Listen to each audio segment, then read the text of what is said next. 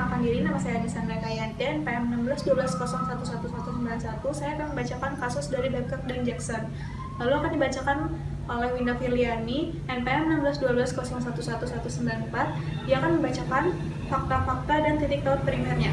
Selanjutnya dibacakan oleh Hana Yusanti, NPM 1612011190. Dia akan membacakan titik taut sekunder dan hukum yang berlaku. Yang terakhir akan dibacakan oleh Citra Wiramadani, NPM 1612011181. Dia akan membacakan faktor-faktor dan kesimpulan. Dan dosen pengampu kami adalah Bapak Dr. Rudi Natamiharja, SHDEA.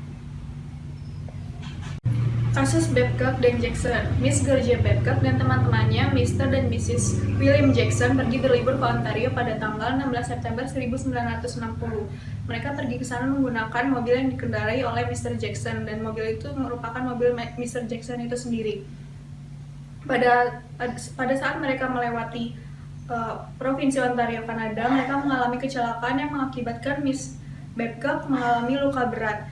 Dan pada saat di New York, Miss Babcock menuntut Mr. Jackson atas alasan negligence atau kelalaian. Pada saat kecelakaan itu terjadi, timbul suatu pertanyaan bahwa hukum manakah yang harus digunakan? Apakah hukum di tempat mereka tinggal, yaitu di New York, ataukah hukum di tempat terjadinya kecelakaan tersebut, yaitu di Ontario? Jika melihat peraturan lama, maka hukum yang digunakan adalah hukum di tempat kejadian kecelakaan tersebut, yaitu Ontario. Tetapi hukum di Ontario melarang si penumpang atau korban untuk menuntut si pengemudi karena kecelakaan tersebut adalah sebuah kebetulan. Kemudian pengadilan menolak untuk memperbaiki metode yang lama tentang hukum mana yang harus digunakan dan menggantikannya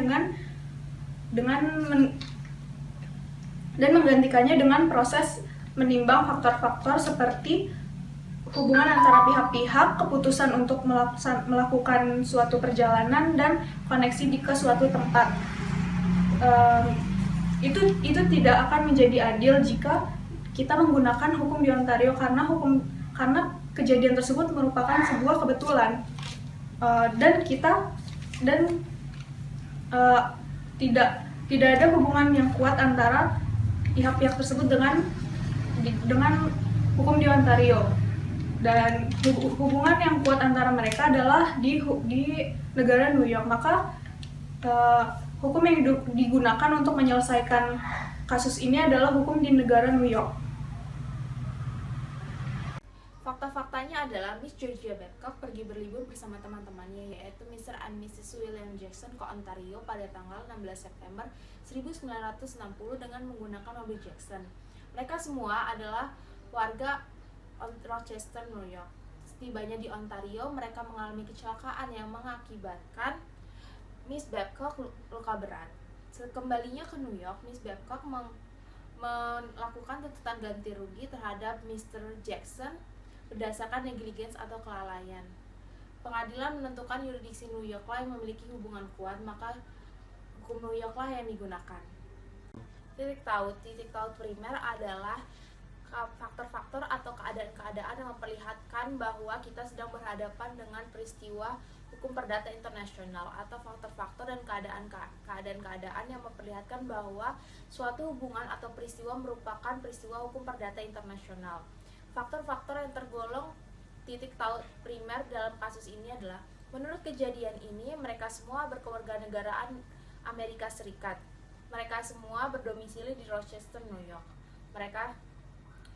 Pilihan hubungan hukum internasional dalam peristiwa ini adalah New York, karena New York lah yang memiliki yurisdiksi kuat dengan para pihak. Dan menurut hukum Ontario, kecelakaan ini merupakan kebetulan sehingga tidak adil jika menggunakan hukum di Ontario. Perbuatan melawan hukum dilakukan di Ontario. Titik taut sekunder adalah faktor-faktor dan keadaan-keadaan yang menentukan hukum mana yang harus berlaku dalam kasus ini. Dalam kasus ini, titik taut sekunder yang paling tepat adalah pilihan hukum atau choice of law dan kewarganegaraan. Hukum yang berlaku. Dalam kasus ini, hukum yang berlaku adalah pada pengadilan tingkat 1 menggunakan Lex Locus Delicti Commissi, yaitu hukum Ontario, dan dalam pengadilan tingkat 2 menggunakan hukum Ontario sebagai hukum tempat terjadinya kecelakaan tersebut. Tetapi dua di atas masih memakai teori yang lama. Di tingkat kasasi hukum yang digunakan adalah hukum New York, karena berdasarkan yuridis New York lah yang paling mempunyai hubungan yang lebih kuat dengan pihak-pihak dibandingkan dengan Ontario.